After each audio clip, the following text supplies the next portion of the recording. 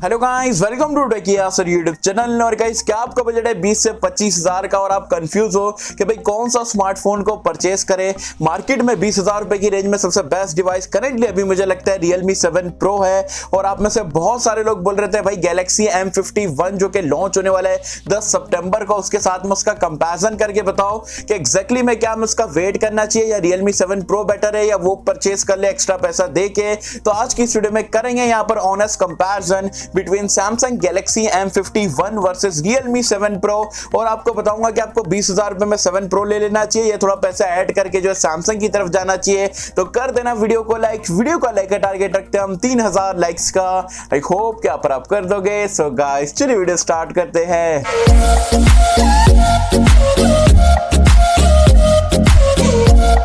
Friends, video start कर लेते हैं। और वीडियो स्टार्ट करने से पहले आपको बता दूं यार, कल हमने Redmi 9A का इंडियन रिटेल यूनिट की अनबॉक्सिंग करे Amazon के पहले फ्लैश सेल की। तो अगर आपने Redmi 9A के लेके इंटरेस्टेड हो, 6,800 रुपए में काफी डिसेंट डिवाइस है। तो अनबॉक्सिंग और मेरे फर्स्ट इंप्रेशन देखना है तो उसका लिंक मैंने नीचे डिस्क्रिप्शन में पिन कमेंट में दे दिया हूं। ये वीडियो देखने के बाद आप वीडियो को जरूर से चेकआउट कर सकते हैं। चलिए सबसे पहले बात कर लेते हैं यहाँ पर दोनों फोन के प्राइस पॉइंट और कब कैसे मिलेगा। तो यहाँ पर बात करें हम यहाँ पर Realme के स्मार्टफोन की, तो 14 सितंबर को पहला फ्लैश सेल है। 20,000 रुपए में 6128 वाला वेरिएंट देखने को मिल जाता है। जबकि Galaxy M51 की अगर हम बात करें तो 6128 अगेन उसमें भी आपको बेस वेरिएंट देखने को मिलेगा। वैसे 10 सितंबर को इंडिया में लॉन्च होने वाला है, फ्लैश सेल बाद में रहेगा।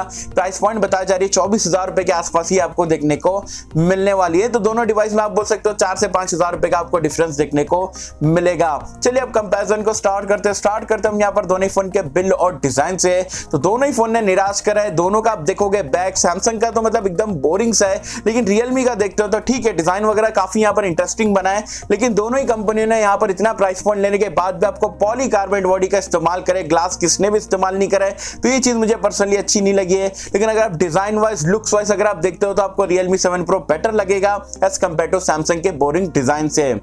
डिस्प्ले की अगर हम बात करें जो कि दोनों फोन का हाइलाइटिंग फीचर है, यहाँ पर Galaxy M51 में जो है आपको 6.7 इंच का बड़ा सी सेंटर पंच होल के साथ में डिस्प्ले मिलता है। एक super AMOLED display full HD+ resolution के साथ में। जबकि अगर Realme की बात करें तो वहां पर आपको थोड़ा कॉम्पैक्ट साइज का 6.4 इंच का एक पंच होल के साथ में अगेन सुपर एमोलेड डिस्प्ले मिलेगा फुल HD+ रेजोल्यूशन के साथ में। तो डिस्प्ले यहां पर दोनों फोन का काफी अच्छा रहेगा। डीप ब्लैक सैचुरेटेड कलर्स वगैरह देखने को मिलेंगे।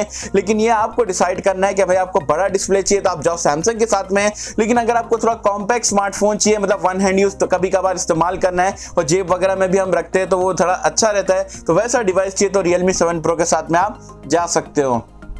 रैम एंड स्टोरेज की अगर हम बात करें तो दोनों ही स्मार्टफोन जो 6128 से यहाँ पर बेस वेरिएंट स्टार्ट होगा। दोनों में ही आपको ट्रिपल कार्ड स्लॉट देखने को मिलता है। एज वेल एज दोनों ही फोन आपका UFS 2.1 स्टोरेज टाइप के साथ में आता है और दोनों ही फोन LPDDR4X का रैम टाइप को सपोर्ट करता है। परफॉर्मेंस की अगर हम बात करें तो यहाँ पर भी काफी सिमिलर है, क्योंकि यहाँ पर आपका Galaxy M51 जो है फाइनली एक्सिनोस से हटके जो है आपका स्नैपड्रैगन 730G के साथ में आने वाला है, जो कि 8nm टेक्नोलॉजी पे बेस्ड है। जबकि हम Realme के स्मार्टफोन की बात करें तो अगेन वो भी आपको स्नैपड्रैगन का 720G पे देखने को मिलता है, क्योंकि अगेन 8nm टेक्नोलॉजी पे बेस्ड है। देखो आप देखोगे आपको लगेगा सैमसंग का मतलब प्रोसेसर बेटर है क्योंकि वो 730G है, ऐसा कुछ नहीं है। 720G 730G ऑलमोस्ट सारी चीजों में सेम है। इनफैक्ट जो 720G में आपको Navic का भी सपोर्ट मिल जाता है, क्योंकि 730G में नहीं मिलता है। तो परफॉर्मेंस में मैं यहाँ पर ज्यादा मतलब आप लोगों को भाषण नहीं दूंगा इसका बेटर है उसका बेटर है। दोनों smartphone day to day task और सारे गेमिंग्स वगैरह आराम से चला देंगे और ऑलमोस्ट आपको जो है सिमिलर ही परफॉर्मेंस लाके देने वाले। तो परफॉर्मेंस में आप ये डिसाइड नहीं कर सकते हो ये बेटर रहेगा या वो बेटर रहेगा, दोनों में आपको यहाँ पर अच्छी परफॉर्मेंस मिल जाएगी। कैमरास की अगर हम बात करें तो यहां पर भी दोनों फोन का हाइलाइटिंग फीचर है, क्योंकि Galaxy M51 में अगेन आपको 64 मेगापिक्सल का IMX682 का सेंसर मिलेगा, 12 मेगापिक्सल का अल्ट्रा वाइड एंगल लेंस है, 5 का मैक्रो है, 5 का डेप्थ सेंसर है।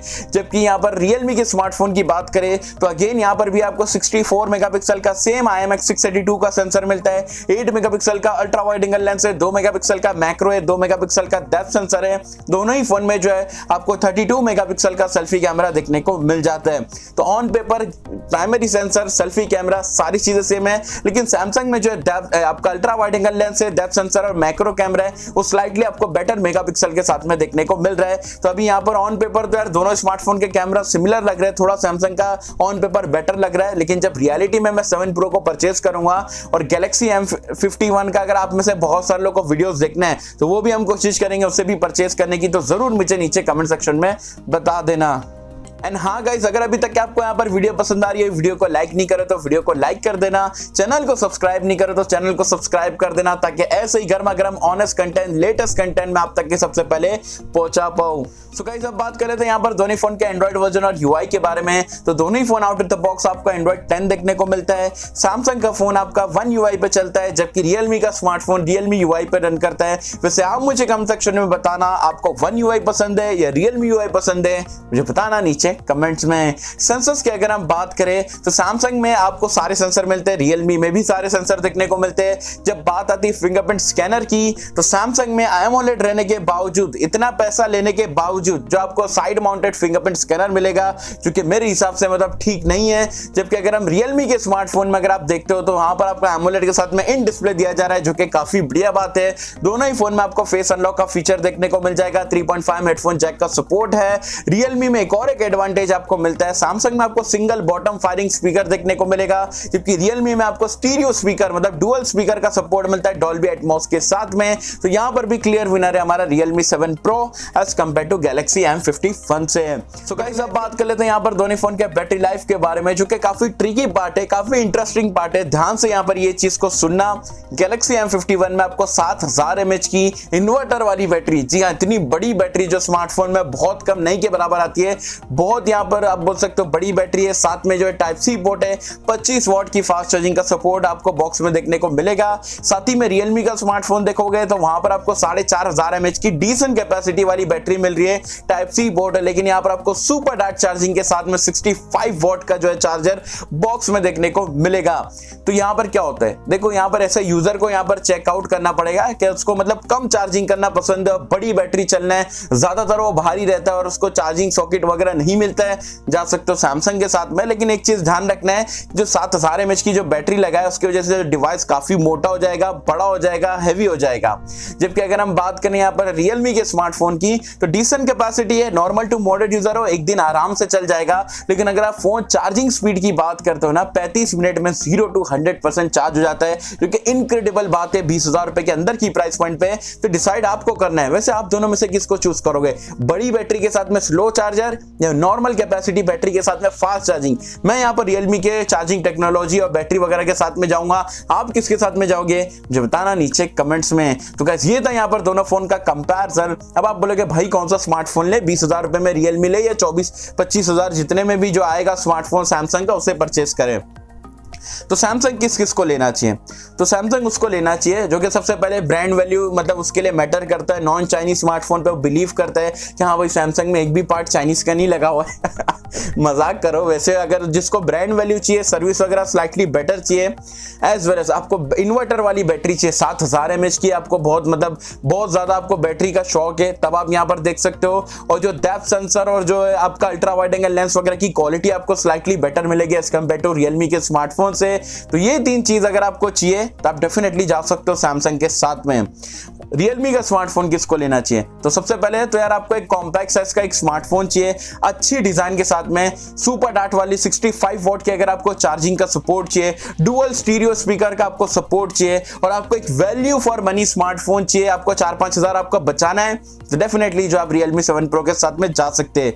अब आप मुझसे पूछोगे भाई आप कौन से डिवाइस के साथ में जाते, अगर मेरी जगह पे होते तो मैं अपने सारे यूजेज को देखते हुए, मतलब मैं पहली बात तो एक चीज बता दूं, दोनों ही फोन ऑलमोस्ट सिमिलर है, थोड़े बहुत चेंजेस आपको देखने को मिल रहे हैं, इतना कुछ डिफरेंस नहीं है। चिपसेट भी वही, कैमरास भी ऑलमोस्ट सिमिलर है और सारी चीजें जो पॉलीकार्बोनेट वगैरह दोनों सेम है। लेकिन मैं बोलूंगा अगर आपको 20,000 रुपए में वही चीज मिल रही है, इनफैक्ट 2-3 चीज आपको बेटर मिल रही है, तो 24-25 हजार आप क्यों दोगे। मैं ब्रांड की वैल्यू के लिए मैं नहीं दूंगा 4-5 हजार, आप दोगे या नहीं दोगे। सैमसंग फैन हो सकते हो आपको बुरा लगे, लेकिन जो फैक्ट बात है ना भाई, मैं वही बता रहा हूं। ऐसा नहीं है कि मतलब सैमसंग है तो कुछ भी प्रीमियम हम उठा के सैमसंग को दे देंगे, तो ये मुझे अच्छा नहीं लगता है। जो वैल्यू फॉर मनी है मेरे हिसाब से वो सबसे बेस्ट है। तो Realme मेरे हिसाब से जो है, अगर आप ये दोनों फोन का पूछते हो, हाँ यूजर डिपेंड करता है, अलग अलग हो सकते हैं, लेकिन मैं बोलूंगा ये दोनों स्मार्टफोन में से अगर आप मुझसे पूछते हो भाई कौन सा डिवाइस बेटर है, तो वैल्यू फॉर मनी की प्रोपोजिशन से मैं आपको डायरेक्टली बोल सकता हूँ आप Realme 7 Pro के साथ में जा सकते हो। 20,000 रुपए में कमाल का ऑलराउंडर स्मार्टफोन है। जबकि सैमसंग की बात करोगे तो मेरे हिसाब से 24,000 रुपए यहाँ पर इसकी लीक प्राइस पॉइंट है। अगर इस पे आता है मेरे हिसाब से थोड़ा ओवर प्राइस हो जाएगा। हाँ, ये फोन अगर 22,000 21,000 रुपए में आता है तब यहाँ पर ये काफी बढ़िया डील रह सकती है। तो मेरे हिसाब से Realme 7 Pro value for money के हिसाब से विनर है। तो बस ये थे मेरे ऑनेस्ट कंपैरिजन, ऑनेस्ट वीडियो। पर क्या मुझे कमेंट सेक्शन में बताना दोनों स्मार्टफोन में से आपको वैल्यू फॉर मनी कौन सा लग रहा है, और आप स्टिल अगर सैमसंग 25,000 रुपए में ये स्मार्टफोन लॉन्च करता है तो क्या आप Realme 7 Pro को छोड़ के उसके साथ में जाओगे, या Realme 7 Pro 20,000 रुपए में आपको बेस्ट लगता है? जो भी आपके ऑनेस्ट ओपिनियन है मुझे बताना नीचे कमेंट्स में। सो आई होप कि आपको वीडियो पसंद आई होगी, और अगर आपको वीडियो पसंद आए लाइक करें, शेयर करें, चैनल को सब्सक्राइब कर देना। मिलते हैं आपसे अगले किसी वीडियो में, जब तक के लिए थैंक यू।